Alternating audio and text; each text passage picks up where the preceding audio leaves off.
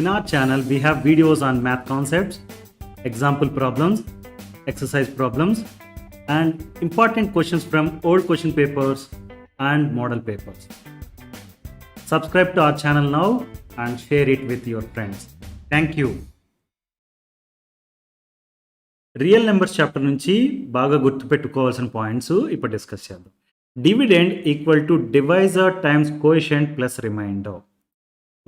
మన దగ్గర లెట్స్ సే 11 అనే నెంబర్ని 2 అనే నెంబర్తో డివైడ్ చేద్దాం. ఇక్కడ 11 అనేది డివిడెండ్, 2 అనేది డివైజర్, రైట్?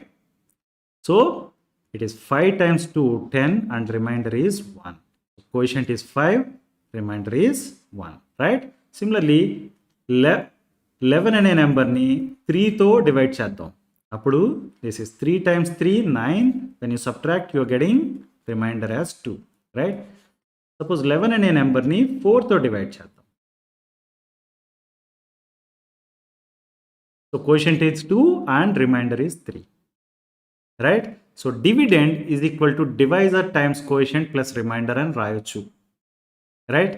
దీన్ని బేస్ చేసుకునే యూక్లిడ్స్ డివిజన్ లెమ్మా ఏమని చెప్తుందంటే, for a given pair of integers a and b, we can find unique integers q and r such that a is equal to b times q plus r, where r is less than b and r is greater than or equal to 0. అంటే మన దగ్గర 2 numbers ఉన్నాయనుకోండి, a and b అనే 2 numbers ఉంటే we can find unique integers q and r. So ఈ particular కేసులో 11 and 2 అనేవి a and b అయితే కనుక we could find q5 and r1, right?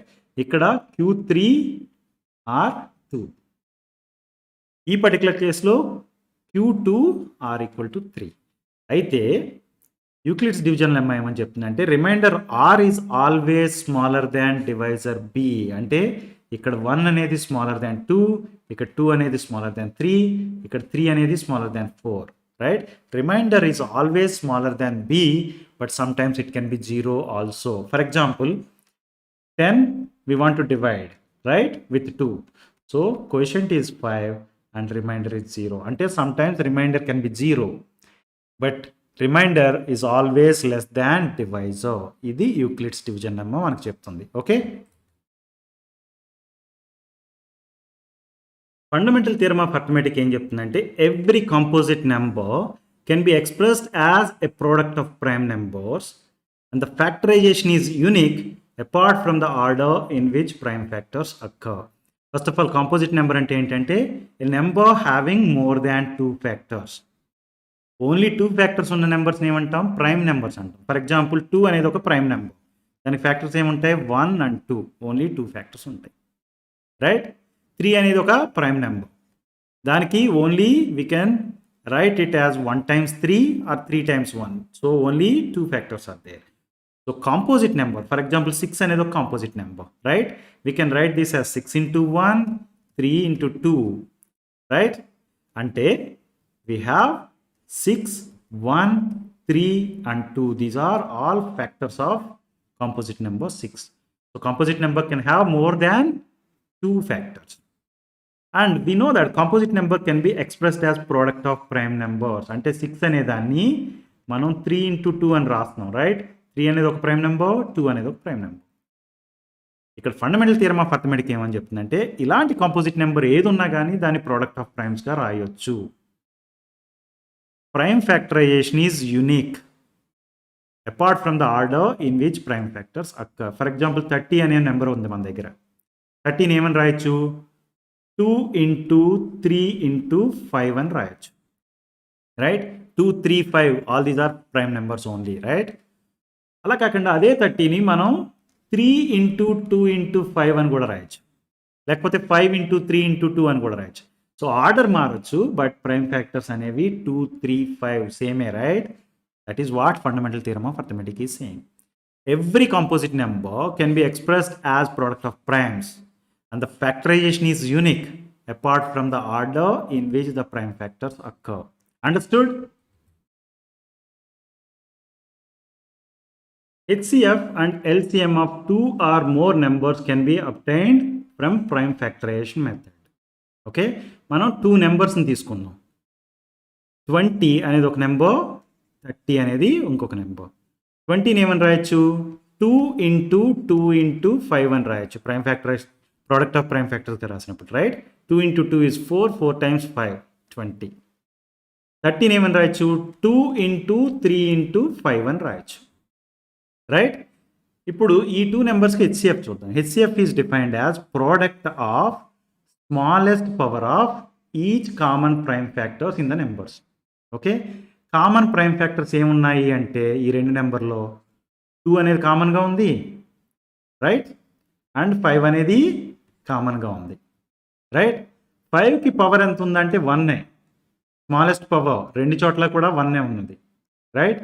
అదే 2కి వచ్చేసరికి ఇక్కడ దీన్ని 2 స్క్వేర్ ఇంటూ 5 అని రాయొచ్చు. ఇక్కడ 2 ఇంటూ 3 ఇంటూ 5 అని రాసాం. అంటే 2కి స్మాలెస్ట్ పవర్ 1, రైట్? సో ఇప్పుడు ఇది 2 into 5 that is equal to 10. అంటే HCF of 20 and 30 is 10. Highest common factor of 20 and 30 is 10. ఇప్పుడు ఎల్సిఎం చూద్దాం. LCM is defined as product of the greatest power of each prime factors in the numbers.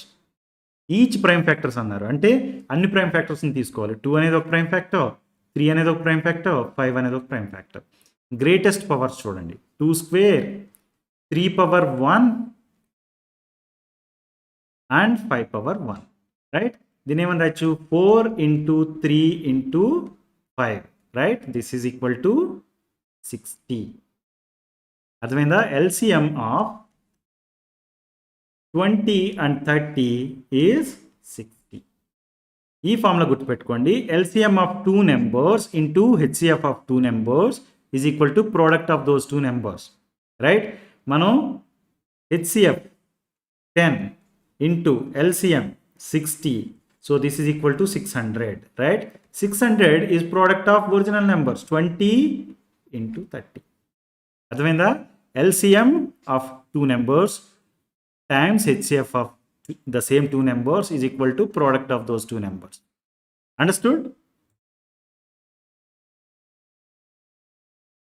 Numbers that can be written as ratio of 2 integers are called rational numbers. అంటే మనం p by q ఫామ్లో రాయగలిగే నెంబర్స్ని rational numbers అంటాం, right? ఇక్కడ p and q అనేవి integers, q అనేది non zero number. Numbers that cannot be written as ratio of 2 integers are called irrational numbers. For example, √2, √3, pi. ఈ √2, √3 ఉన్నాయి కదా, square root of prime numbers, right? Square root of all prime numbers are irrational numbers, ఎందుకంటే వాటిని p by q ఫామ్లో రాయలేము. అయితే మనం p by q ఫామ్లో రాయగలిగిన numbers, for example 1/5, 2/10, 3/10, 1/3 ఇలాంటి నెంబర్స్ ఉన్నాయి కదా, వాటిని డెసిమల్ ఫామ్లో రాసినప్పుడు కొన్ని నెంబర్స్ టెర్మినేటింగ్ డెసిమల్స్ వస్తాయి, కొన్ని నాన్ టెర్మినేటింగ్ డెసిమల్స్ వస్తాయి. ఫర్ ఎగ్జాంపుల్ 1/3 అంటే 0.33333 అండ్ సో ఆన్ అని వస్తుంది, రైట్? 1/5 అనేటప్పటికి ఇట్ ఈస్ 0.2 టెర్మినేటింగ్ డెసిమల్. ఇది ఎప్పటికీ టెర్మినేట్ అవ్వని డెసిమల్, రిపీటింగ్గా వస్తుంది, right? Non terminating recurring decimals వస్తాయి కొన్ని నెంబర్స్కి, కొన్ని వాటికి టెర్మినేటింగ్ డెసిమల్స్ వస్తాయి. రేషనల్ నెంబర్స్ని డెసిమల్ ఫామ్లో రాసినప్పుడు కొన్నిసార్లు టెర్మినేటింగ్ డెసిమల్స్ వస్తాయి, కొన్నిసార్లు non terminating but recurring decimals వస్తాయి. అర్థమైందా? అయితే ఇర్రేషనల్ నెంబర్స్కి డెసిమల్ ఎక్స్పాన్షన్ చూసామనుకోండి, they are non terminating and non repeating. For example √3 అనేది తీసుకున్నారనుకోండి, 1.73205080 అసలు ఎక్కడ రిపీట్ అవ్వవి నెంబర్స్, ఇలా వెళ్తానే ఉంటాయి, okay? And it is not going to terminate. Same pi అనేది నెంబర్ తీసుకున్నాను అనుకోండి, 3.141592 ఇలా వెళ్తానే ఉంటుంది ఈ నెంబర్. ఎన్ని డిజిట్స్ రాసినా కానీ it is not going to end and then it is not going to terminate. At the same time the digits are not going to repeat. Okay, repeat అంటే దాని మీనింగ్ ఏంటంటే, for example 0.3333 and so on అనేది repeat అవుతున్నట్టు. For example 0.16161616 ఇలా తీసుకుంటే కూడా ఇది repeat అవుతున్నట్టు, రైట్? అయితే ఇక్కడ అలా రిపీట్ అనేదే అవ్వదు. మీరు చూడండి, ఎప్పుడైనా రేషనల్ నెంబర్స్ ఉంటే టెర్మినేటింగ్ డెసిమల్స్ అన్నా ఉండొచ్చు, non terminating and recurring decimals అన్నా ఉండొచ్చు. అదే ఇర్రేషనల్ నెంబర్స్ అయితే they are not going to terminate. and not going to repeat also. Got it? మనం ఇప్పుడే చూసాం రేషనల్ నెంబర్స్ని డెసిమల్ ఎక్స్పాన్షన్ రాసినప్పుడు టెర్మినేటింగ్ డెసిమల్స్ అన్న రావచ్చు, లేకపోతే non terminating but repeating decimals అన్న రావచ్చు అని చెప్పాం, రైట్? అయితే ఏదైనా ఒక రేషనల్ నెంబర్ ఇచ్చి ఇది డెసిమల్ ఎక్స్పాన్షన్ రాయకుండానే మీరు టెర్మినేటింగ్ డెసిమలా లేకపోతే నాన్ టెర్మినేటింగ్ బట్ రిపీటింగ్ డెసిమలా అని చెప్పమని అడిగితే దెర్ ఈజ్ ఎ థియరం. అదేమని చెప్తుందంటే x ఈక్వల్ టు p/q అనేది ఒక రేషనల్ నెంబర్ ఉంటే క్యూకి ప్రైమ్ ఫ్యాక్టరైజేషన్ రాసి చూసారనుకోండి మీరు, అది కనుక 2n టైమ్స్ 5n ఫామ్లో ఉండి అండ్ n అండ్ m అనేవి నాన్ నెగటివ్ ఇంటీజర్స్ అయితే then the number x is going to have decimal expansion, terminating decimal expansion. For example మన దగ్గర 7/20 అనే నెంబర్ ఉంది. దీన్ని డెసిమల్ ఎక్స్పాన్షన్ రాయకుండా అది టెర్మినేటింగ్గా డెసిమలా లేకపోతే నాన్ టెర్మినేటింగ్ బట్ రిపీటింగ్ డెసిమలా అని చెప్పాలి అంటే మనం ఈ 20కి ప్రైమ్ ఫ్యాక్టర్స్ రాస్తాం. 20ని ఏమని రాయొచ్చు? 2 × 2 × 5 అని రాయొచ్చు, రైట్? అంటే ఇది 2² టైమ్స్ 5 అని రాయగలుగుతున్నాం. ఇప్పుడు చూడండి, దాని ప్రైమ్ ఫ్యాక్టరైజేషన్ చూస్తే n ఈక్వల్ టు 2 అయింది, m ఈక్వల్ టు 1 అయింది. So non negative integers, right? Non negative integers అంటే మీనింగ్ ఏంటంటే 0, 1, 2, 3 ఇలా ఏవైనా నెంబర్స్, -1, -2 ఇలాంటివి లేకుండా ఇంటీజర్స్లో 0 అండ్ అబోవ్ ఉండే నెంబర్స్ని నాన్ నెగటివ్ ఇంటీజర్స్ అంటాం. So this is going to B a terminating decimal. ఓకేనా? అలా కాకుండా ఫర్ ఎగ్జాంపుల్ 5 అనేది డినామినేటర్లో ఉంది, న్యూమరేటర్లో let's say we have some number 3/5 మనకు తెలుసు 0.6, right? That is a terminating decimal. అయితే ఇప్పుడు నేనేమంటానంటే డినామినేటర్ 5 ఉంది కదా, దాన్ని 2/0 దట్ ఈజ్ ఈక్వల్ టు 1 × 5/1 అని రాస్తాను. అంటే ఇక్కడ n value 0, m value 1, non negative ఇంటీజర్సే, రైట్? అందు గురించి ఇది టెర్మినేటింగ్ డెసిమల్ అయింది. అర్థమైంది కదా? ఫర్ ఎగ్జాంపుల్ మన దగ్గర 1/30 అనే నెంబర్ ఉంది. 30ని ఏమని రాయొచ్చు? ప్రైమ్ ఫ్యాక్టర్స్ ప్రోడక్ట్గా రాసినప్పుడు 2 × 3 × 5 అని రాయొచ్చు, రైట్? 2 × 3 6, 6 × 5 30. అయితే ఇక్కడ చూస్తే మనకి 2/1 × 5/1 ఉంది, కానీ 3/1 కూడా ఉంది. అందు గురించి 1/30 అనేది non terminating but repeating decimal. అర్థమైందా? ఎలా చేస్తున్నామో ఇది ఈ థియరం యొక్క use. Okay, let p be a prime number if p divides a square where a is a positive integer then p divides a also. ఇది మనకి ఒక థియరం, రైట్? ఫర్ ఎగ్జాంపుల్ 2 అనేది ఒక prime number, right? And we know that 2 divides 100. 100 divided by 2 equal to 50, right? 100 ఏమని రాయొచ్చు? 100 equal to 10² అని రాయొచ్చు. అంటే మనం ఏమని చెప్పొచ్చు? 2 divides 10². ఈ థియరం ప్రకారం ఏంటి? 2 divides 10 ఆల్సో. అర్థమైందా? 2 అనేది 100ని డివైడ్ చేయగలిగితే 2 అనేది 10 కూడా డివైడ్ చేయగలుగుతుంది. ఫర్ ఎగ్జాంపుల్ 3 అనే నెంబర్ ఉంది, okay? That can divide let's say number 81. Okay, 3 divides 81. 81 ఏమని రాయొచ్చు? 9² అని రాయొచ్చు. అంటే దీని మీనింగ్ ఏంటి? 3 divides 9 also. If 3 divides 81, 3 can divide 9 also. Got it?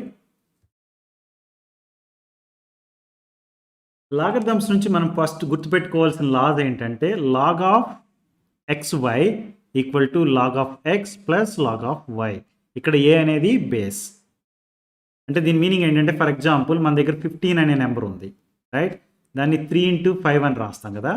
నేనేం చేస్తానంటే log of 3 times 5 to the base any number 10 అనేది తీసుకుందాం అనుకున్నాం. అప్పుడు ఏమవుతుంది? ఇది log of 3 to the base 10 plus log of 5 to the base 10 ఇలా రాయొచ్చు అని మనకేం చెప్తుందంటే ఫస్ట్ లా చెప్తుంది.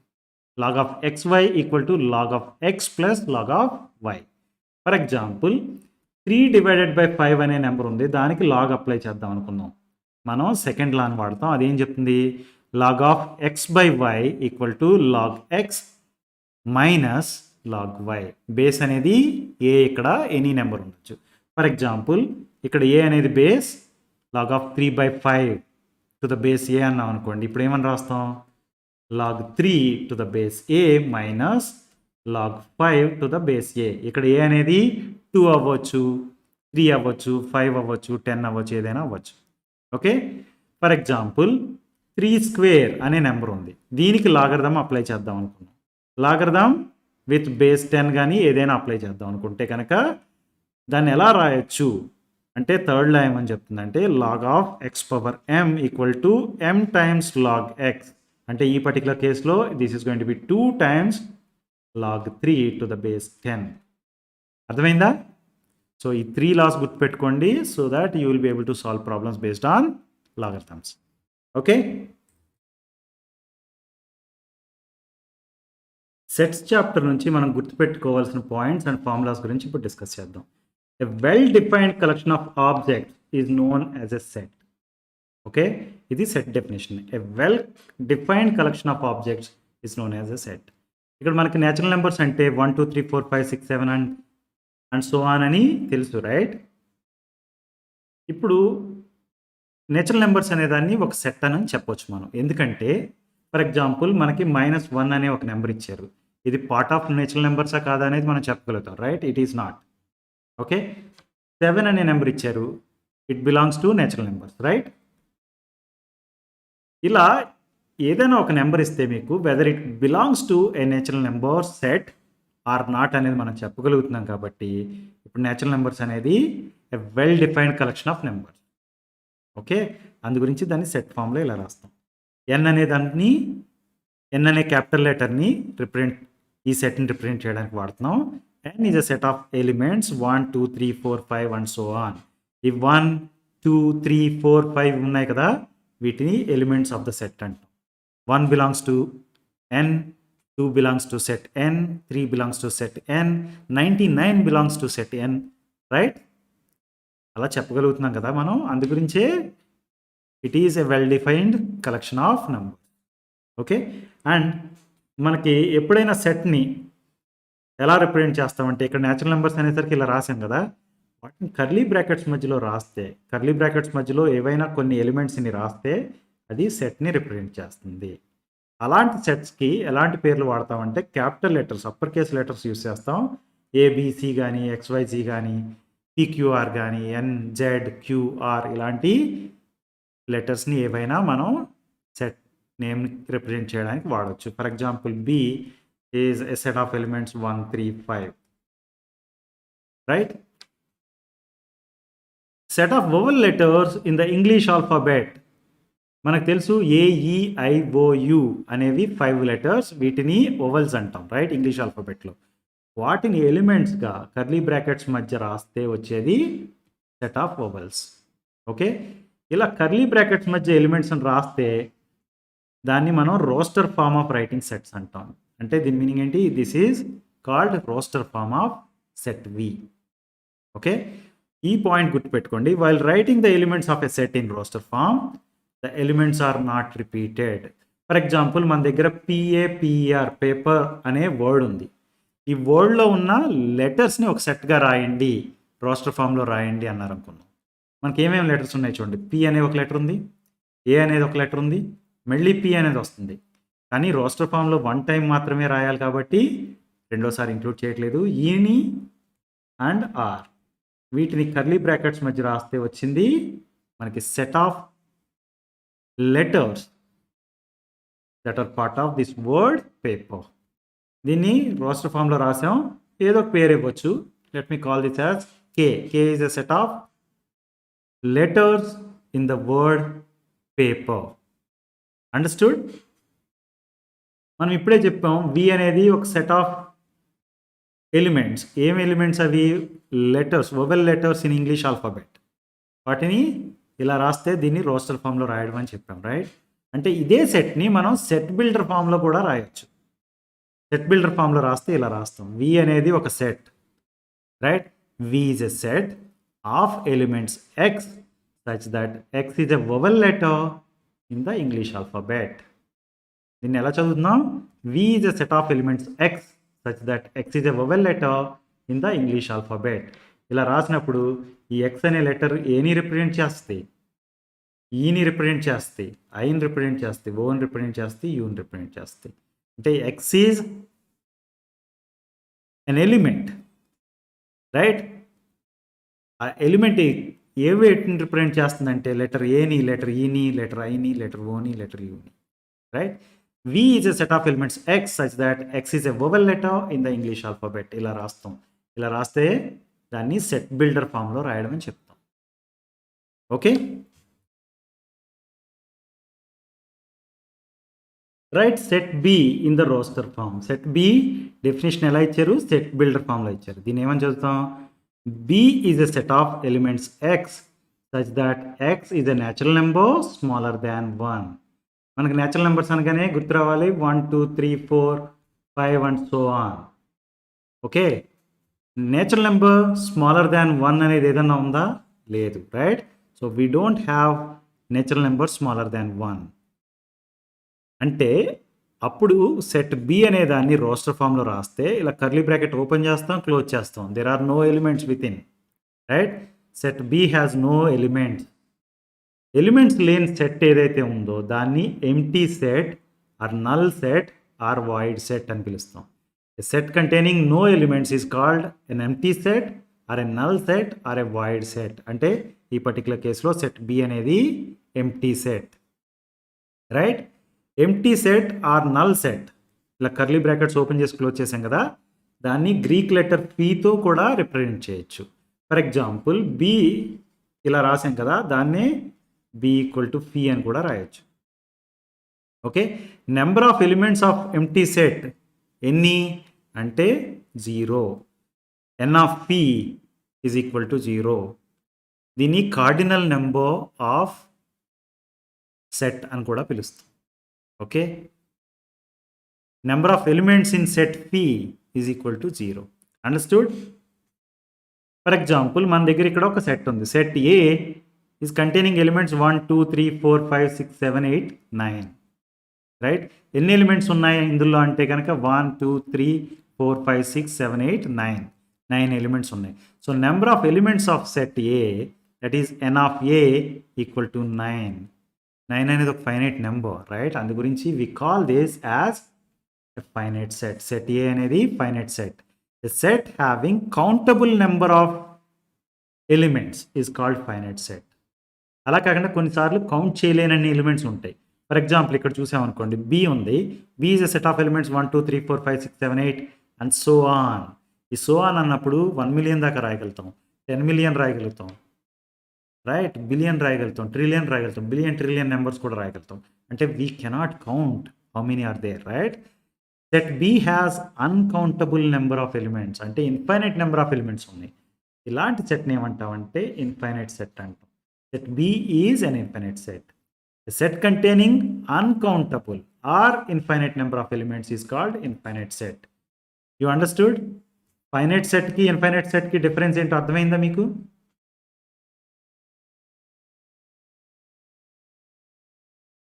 Let us consider two sets. Set C దాంట్లో ఎలిమెంట్స్ 1 3 5 ఉన్నాయి. సెట్ B 1 2 3 4 5 అనే ఎలిమెంట్స్ ఉన్నాయి, రైట్? మీరు ఇక్కడ అబ్జర్వ్ చేస్తే 1 అనేది సిలోనే ఉంది, బిలోనే ఉంది. 1 belongs to C and 1 belongs to B. Similarly 3 అనేది it belongs to C and it belongs to B. 5 అనేది it belongs to both the sets, right? అంటే ఈ 1 3 5 సెట్ సిలో ఉన్న ఎలిమెంట్స్ ఏవైతే ఉన్నాయో, అంటే every element of set C is an element of set B, right? It means set C is a subset of B.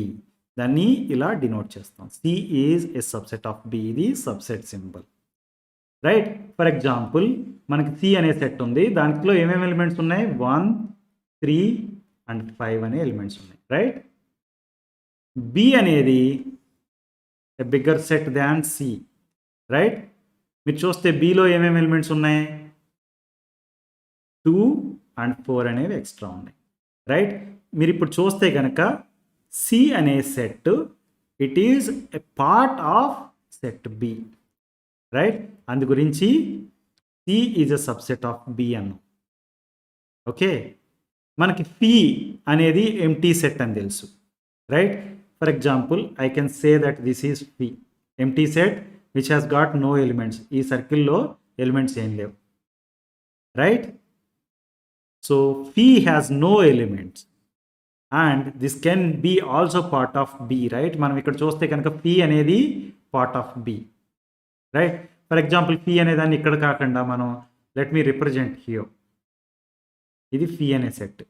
Fee is a subset of C, at the same time it is subset of B also, right? Phi అనేది it is a subset of B and it is a subset of C also, right? So P has no elements or the null set has no elements and that's why it is considered as subset to every set.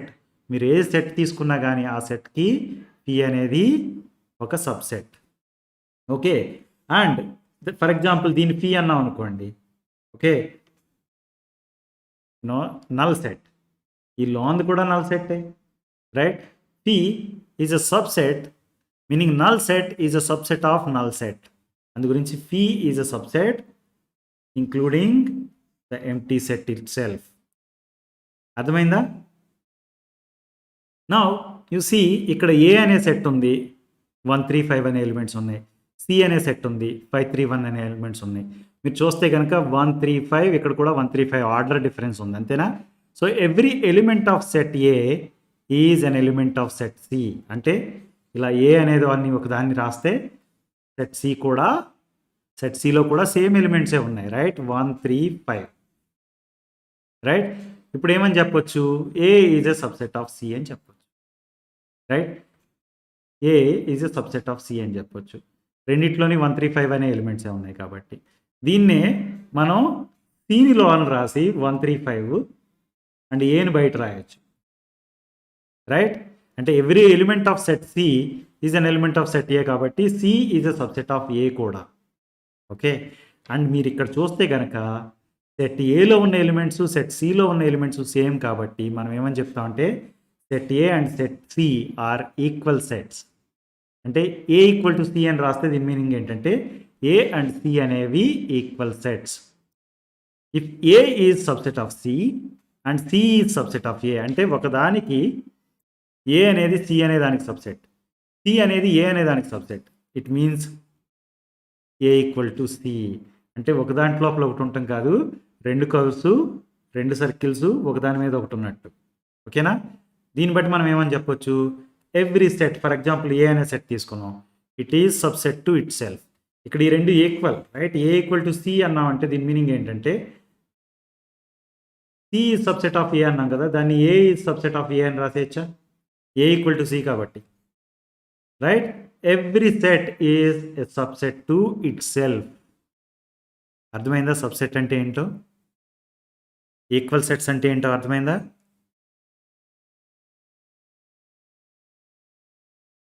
మన దగ్గర let's say we have 2 sets, A and B అనేవి 2 sets ఉన్నాయి. ఏ union B అనే సెట్ని ఎలా రాస్తామంటే the set containing all the elements of A and B. ఏలో ఉన్న ఎలిమెంట్స్, బిలో ఉన్న ఎలిమెంట్స్ అన్నిటిని ఒక చోట రాసేస్తే వచ్చే సెట్ని ఏ యూనియన్ బి అనే సెట్ అంటాం. ఏ యూనియన్ బి అనే సెట్ని సెట్ బిల్డర్ ఫామ్లో రాస్తే కనుక A union B is a set of elements x such that x belongs to A or x belongs to B. ఏలో ఉండొచ్చు లేకపోతే బిలో ఉండొచ్చు, అన్నిటిని కలిపి ఒక చోట రాసేస్తే వచ్చేది ఏ యూనియన్ బి.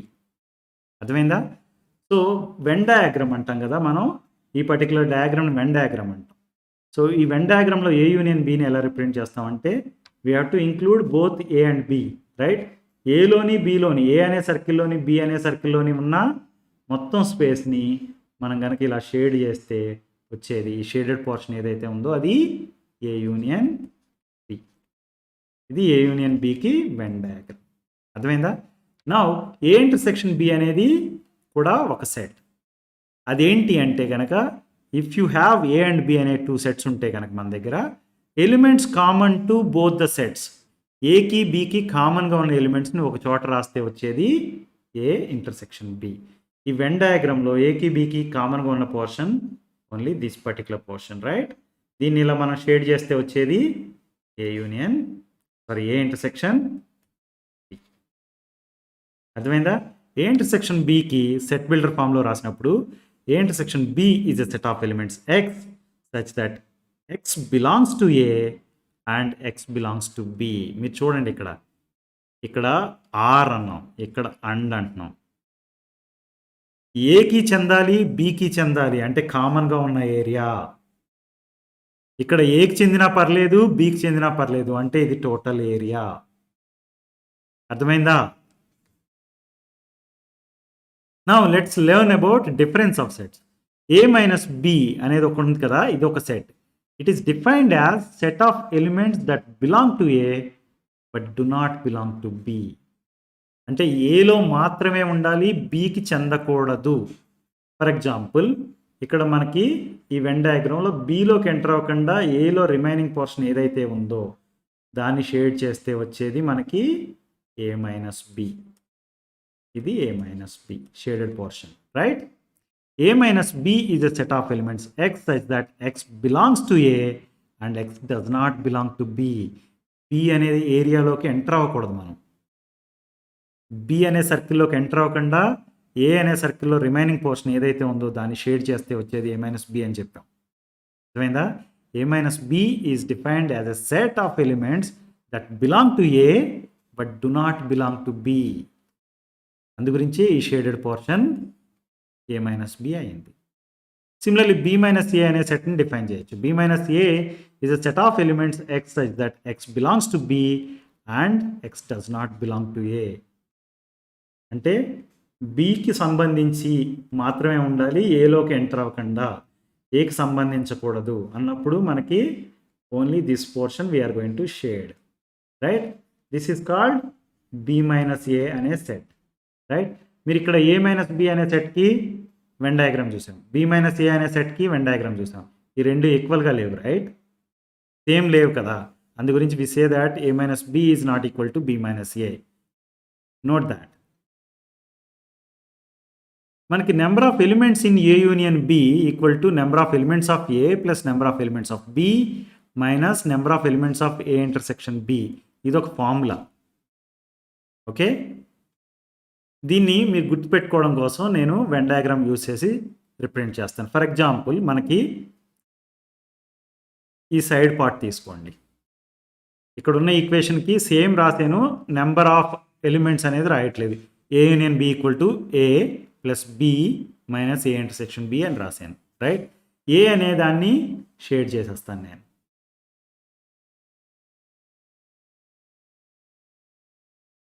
ఏ అనే సర్కిల్ని షేడ్ చేస్తున్నాను అంటే this is set A, right? నా సెట్ బిని కూడా షేడ్ చేస్తాను. అయితే డిఫరెంట్ లైన్స్ యూస్ చేస్తాను, vertical lines, so that you can differentiate.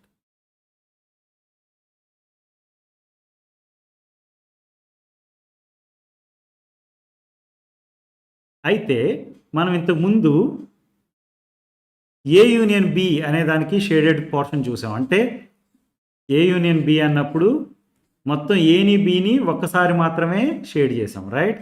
కానీ ఇక్కడ చూస్తే ఇంటర్సెక్షన్ పార్ట్లో డబల్ 2 టైమ్స్ షేడ్ అయింది. అంటే ఏ ప్లస్ బి అనేదాన్ని షేడ్ చేస్తే 2 టైమ్స్ ఏ పోర్షన్ షేడ్ అయింది, ఏ ఇంటర్సెక్షన్ బి అనేది షేడ్ అయింది. అందు గురించి 1 టైం సబ్ట్రాక్ట్ చేసేస్తే మనకి ఏ యూనియన్ బి వస్తుంది. అంటే ఏని షేడ్ చేసి బిని షేడ్ చేస్తే అందులోండి ఏ ఇంటర్సెక్షన్ బి అనేదాన్ని ఒకసారి తీసేస్తేనే మనకి ఏ యూనియన్ బి అనేది వస్తుంది. దీనికి నెంబర్ ఆఫ్ ఎలిమెంట్స్ రాస్తే ఈ ఫార్ములా వస్తుంది. N of A union B equal to n of A plus n of B minus n of A intersection B. అర్థమైందా?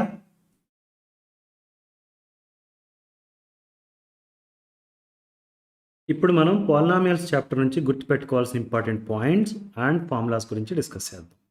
Polynomials are algebraic expressions. Algebraic expressions అంటే తెలుసు కదా, నెంబర్స్ ఉంటాయి, variables ఉంటాయి. For example 2x + 4 అనేది ఒక algebraic expression. ఇక్కడ 2 and 4 అనేవి నెంబర్స్, x అనేది వేరియబుల్, రైట్? 2x² + x + 5 అనేది ఇంకొక ఆల్జిబ్రాయిక్ ఎక్స్ప్రెషన్, రైట్? 2x అనేది ఒక ఆల్జిబ్రాయిక్ ఎక్స్ప్రెషన్. ఆల్జిబ్రాక్ ఎక్స్ప్రెషన్ అంటే అర్థమైంది కదా. Algebraic expressions in this form an x power n, an minus 1 x power n minus 1 and so on up to a0 ఇలా ఉంటే గనక దే ఆర్ కాల్డ్ పాలినామియల్స్. ఇలా polynomials అని పిలవాలి అంటే ఈ an minus 1, a2, a1, a0 అని ఉన్నాయి కదా, వీటిని కోఎఫిషియెంట్స్ అంటాం. ఆ కోఎఫిషియెంట్స్ అనేవి రియల్ నెంబర్స్ అయి ఉండాలి. ఓకే, అండ్ ఈ x power n minus 1, X square, X power 1, ఇక్కడ ఎక్స్ పవర్ 0 ఇవి ఉన్నాయి కదా, వీటిని ఎక్స్పోనెంట్స్ అంటాం. రైట్, పవర్స్ ఏవైతే ఉన్నాయో వాటిని ఎక్స్పోనెంట్స్ అంటాం. They should be non negative integers. Non negative integers అంటే 0, 1, 2, 3 ఇలా అండ్ సో ఆన్ అని నెంబర్స్ రాస్తాం కదా, వాటిని నాన్ నెగటివ్ ఇంటీజర్స్ అంటాం. అర్థమైందా? ఫర్ ఎగ్జాంపుల్ ఎక్స్ స్క్వేర్ అనేది ఒక పాలినామియల్, ఎందుకంటే దాని కోఎఫిషియెంట్ వచ్చి రియల్ నెంబర్ 1 అండ్ పవర్ వచ్చి నాన్ నెగటివ్ ఇంటీజర్ కాబట్టి. 1/x² అనేది నాట్ ఏ పాలినామియల్, ఎందుకంటే 1/x²ని మనం x పవర్ -2 అని రాయొచ్చు. Okay, coefficient 1 but power the exponent is -2, right. -2 is a negative integer, right. అందు గురించి ఇది పాలినామియల్ కాదు. ఇక్కడ చూస్తే 4x² + 5x + 3 అనేది పాలినామియల్, ఎందుకంటే కోఎఫిషియెంట్స్ చూడండి 4, 5 and 3 all are real numbers and powers 2, 1 and here you have power 0. all these are non-negative integers. అందు గురించి ఇది పాలినామియల్ అయ్యింది. అర్థమైందా? if p of x is a polynomial in x, p of x అనేది ఒక polynomial in x, the highest power of x in p of x is called degree of p of x. అంటే degree of polynomial చెప్పాలంటే ఎక్స్కి, for example p of x అనేది polynomial అయితే x యొక్క power ఎంతో చూడాలి. ఫర్ ఎగ్జాంపుల్ ఇక్కడ f of x అని ఉంది కదా, f of x = ax + b అనేది ఒక polynomial. Highest power of x ఎంత? 1. అందు గురించి డిగ్రీ 1 అయింది. డిగ్రీ 1 ఉన్న పాలినామియల్ని మనం లీనియర్ పాలినామియల్ అని పిలుస్తాం. ఫర్ ఎగ్జాంపుల్ 2x + 3 అనేది ఒక లీనియర్ పాలినామియల్, ఎందుకంటే highest power of x is 1 కాబట్టి. g of x = ax² + bx + c అనే పాలినామియల్ ఉంది, దాని హైయెస్ట్ పవర్ 2 కాబట్టి, x హైయెస్ట్ పవర్ 2 కాబట్టి degree of that polynomial is 2. Degree of polynomial 2 ఉంటే కనుక వాటిని క్వాడ్రాటిక్ పాలినామియల్స్ అంటాం. ఫర్ ఎగ్జాంపుల్ x² - 3x + 4 అనేది ఉందా, ఇది క్వాడ్రాటిక్ పాలినామియల్, ఎందుకంటే ఎక్స్కి హైయెస్ట్ ఎక్స్పోనెంట్ ఉన్నది ఎంత? 2, రైట్. సో ఇక్కడ చూడండి k of x = ax³ + b అని ఉంది, దీని డిగ్రీ ఎంత అంటే 3, ఎందుకంటే x యొక్క హైయెస్ట్ పవర్ 3 కాబట్టి. Okay, polynomials of degree 3 are called cubic polynomials. Okay, x³ + 4 అనేది ఒక cubic polynomial, x³ + 3x²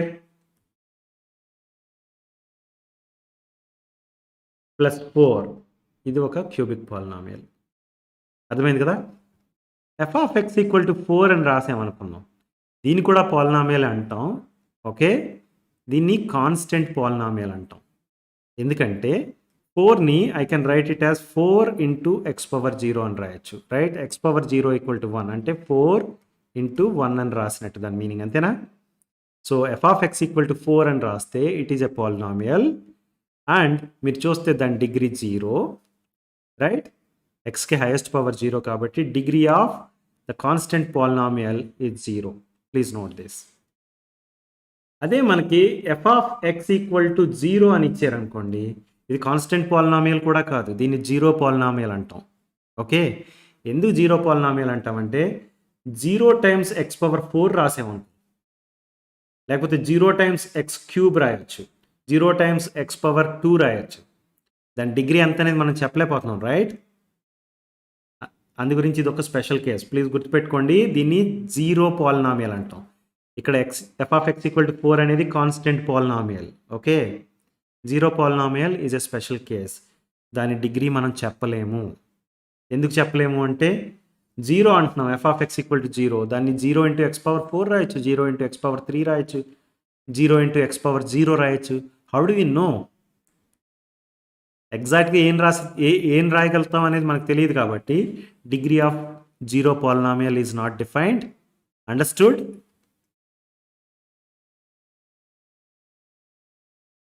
If f of x is a polynomial and a is a real number, then a is called zero of the polynomial f of x if and only if f of a equal to 0. మన దగ్గర ఒక polynomial ఉంది, దాన్ని f of x అన్నాం. We have a real number a. ఈ x equal to A substitute చేసామనుకోండి, f of x value కనుక, దాన్ని f of a అంటాం కదా, దాని వాల్యూ కనుక 0 అయిపోతే a అనే రియల్ నెంబర్ ఏదైతే ఉందో that is called zero of the given polynomial. For example మన దగ్గర p of x equal to x square minus 2x minus 3 అనే పాలినామియల్ ఉంది, right? x equal to 3 substitute చేసి p of 3 వాల్యూ కనుక్కుందాం మనం. p of 3 equal to 3 square minus 2 times 3 minus 3. ఏం చేశాను? x ఉన్న దగ్గర 3 సబ్స్టిట్యూట్ చేశాను, రైట్? సో దీన్ని ఏమని రాయొచ్చు? 9 మైనస్ 6 మైనస్ 3 అంటే ఇది 9 minus 9 that is equal to 0. అంటే p of 3 equal to 0. p of 3 equal to 0 అంటే ఈ పాయింట్ ప్రకారం f of a equal to 0 లా అయింది, రైట్? అంటే ఇక్కడ a అనేది zero of the polynomial f of x కాబట్టి ఇక్కడ 3 అనేది zero of this given polynomial p of x, right? 3 is the zero of given polynomial p of x. అర్థమైందా? మన దగ్గర లీనియర్ పాలినామియల్ ఉంది f of x equal to ax plus b. Okay, దాని degree 1, ఎందుకంటే x యొక్క power highest power 1 కాబట్టి degree 1 and it has only 1 0.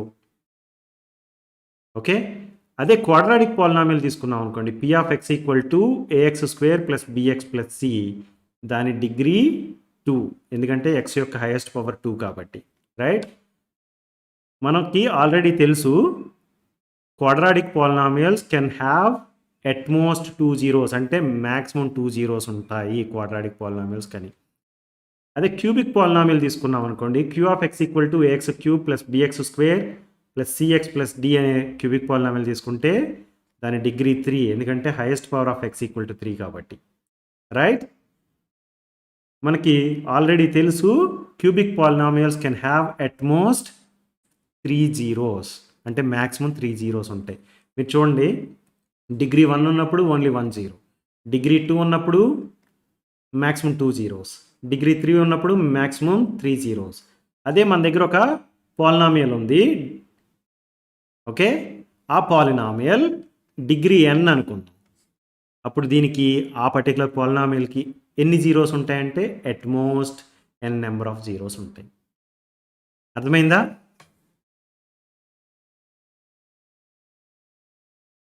We just learned that quadratic polynomial has 2 zeros, right? మన దగ్గర p of x equal to ax square plus bx plus c అనే quadratic polynomial ఉందనుకోండి, okay, దానికి 2 zeros ఉంటాయి, right? ఆ 2 zeros సమ్ని మనం ఎలా రాయొచ్చు అంటే negative of coefficient of x divided by coefficient of x square. ax square plus bx plus c అనే పాలినామియల్ తీసుకుంటే కనుక కోఎఫిషియంట్ ఆఫ్ x ఏంటి? b. So negative of coefficient of x అనేది మైనస్ b అవుతుంది, divided by coefficient of x square అనేది a అవుతుంది, right? Sum of zeros is minus b by a. Product of జీరోస్కి formula ఏం చెప్తుంది? Constant divided by coefficient of x square. ఈ particular కేసులో constant is c and coefficient of x square is a, అంటే c by a. Product of zeros is c by a. అర్థమైందా? మన దగ్గర ax square plus bx plus c అనే quadratic polynomial ఉంటే దాని some of zeros వచ్చి minus b by a and product of zeros వచ్చి c by a, right? So let's say that I have another polynomial, quadratic polynomial x square plus nx plus k, దానికి alpha and beta అనేవి zeros అనుకుందాం, okay? ఈ particular ఈక్వేషన్లో n value and k వాల్యూని మనం alpha బీటాలుగా, function of alpha బీటాలుగా రాయొచ్చు. అది ఎలాగో చూద్దాం. ఇప్పుడు మన దగ్గర ax square plus bx plus c అని ఉంది కదా, నేనేం చేస్తానంటే ఈ మొత్తం పాలినామియల్ని ఏతో డివైడ్ చేస్తాను. అప్పుడు ఏమైంది? ఇది x square plus b by a x plus c by a, right? మన దగ్గర alpha plus beta some of the zeros, ఇంతకుముందు ఏమని తెలుసు? మైనస్ బి బై ఏ అని తెలుసు, రైట్? అంటే ఇప్పుడు ఏంటి, x square minus of alpha plus beta times x అని రాయొచ్చు దీన్ని, right? Plus product of zeros that is alpha times beta equal to c by a అని తెలుసు. అంటే ఈ సి బై ఏ ప్లేస్లో ఆల్ఫా టైమ్స్ బీటా అని చెప్పొచ్చు, రైట్? నా మన దగ్గర ఉన్న ఈ x square plus n x plus k అనే పాలినామియల్ని ఈ పర్టికులర్ పాలినామియల్తో కనుక కంపేర్ చేస్తే మనం ఏమని చెప్పొచ్చు, n equal to minus alpha plus beta అని చెప్పొచ్చు, రైట్? కే ప్లేస్లో ఏముంది, ఆల్ఫా బీటా ఉంది. అర్థమైందా? మన దగ్గర జీరోస్ ఆఫ్ ద పాలినామియల్ కనుక ఇచ్చారనుకుందాం, quadratic polynomial alpha and beta అని, సింపుల్గా క్వాడ్రాటిక్ పాలినామియల్ ఇలా రాసేయచ్చు. ఎలాగా, x square plus x square minus alpha plus beta times x plus alpha beta అని రాసేయచ్చు. అర్థమైందా? గుర్తుపెట్టుకోండి ఇది.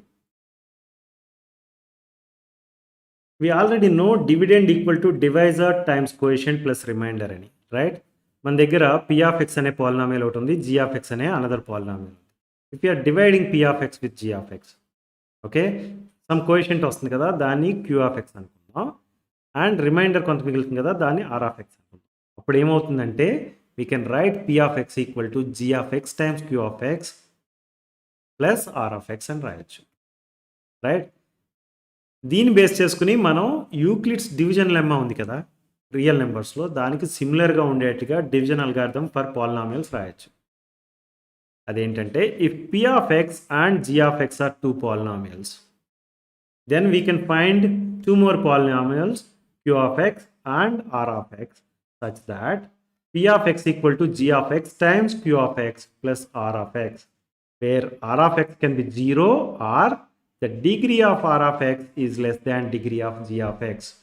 మీకు గుర్తుంటే కనుక రియల్ నెంబర్స్లో యూక్లిడ్స్ డివిజన్ లెమ్మా ఏమని చెప్తుందంటే remainder is always smaller than divisor అని చెప్తుంది. ఇక్కడ ఏంటంటే degree of remainder is always smaller than degree of divisor అని మనం నేర్చుకుంటున్నాం. అంతేకాకుండా కొన్నిసార్లు అక్కడ రిమైండర్ కెన్ బి 0, ఇక్కడ కూడా రిమైండర్ కెన్ బి 0. రిమైండర్ 0 అన్న అవ్వచ్చు, లేకపోతే రిమైండర్ ఏదైతే వస్తుందో దాని డిగ్రీ డివైజర్ డిగ్రీ కంటే చిన్నది. This is what is called division algorithm for polynomials. Understood?